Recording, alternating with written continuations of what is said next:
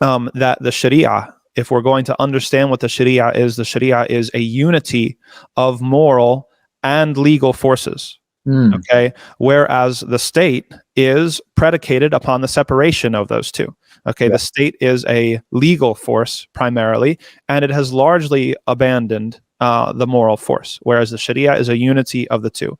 Put differently, we could say that Sharia, indigenously in our tradition, is a sovereign force that regulates society and it regulates government. Okay, which is a crucial distinction from what we have as the state now, the nation state, whereas the state is what regulates society, and it also, even in the Muslim majority countries or countries that claim to rule by the Sharia or have, let's say, certain laws that are based or sourced in the Sharia, and we'll talk about what it means to have it sourced in the Sharia in a second, that the state is what is governing those things. Okay, the state is what is governing the Sharia and not the other way around, which his argument is that that is a complete contradiction. If you do that, then you've handcuffed the Sharia, you've tied its arms behind its back, and it is not the Sharia any longer. It's important to note, and the role of colonialism, European colonialism, in all of this. So historically, the author says that the European colonial process, he uses the term eviscerated the Sharia. Okay. So just a pause.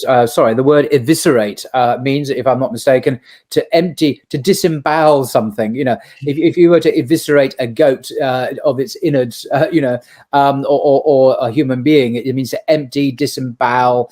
Is a quite a violent metaphor, but you're gutting it, and you may have the outward form. The word may still linger, but the essence of it, the innards, have been removed, disemboweled. So eviscerate is what that means. I looked up the word earlier, knowing that Wallach uses it quite a lot in his book.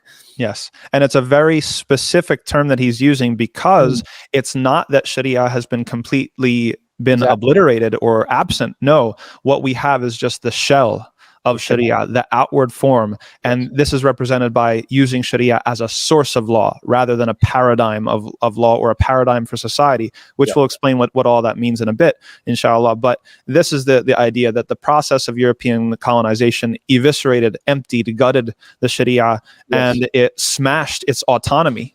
Okay, we'll talk about that as well.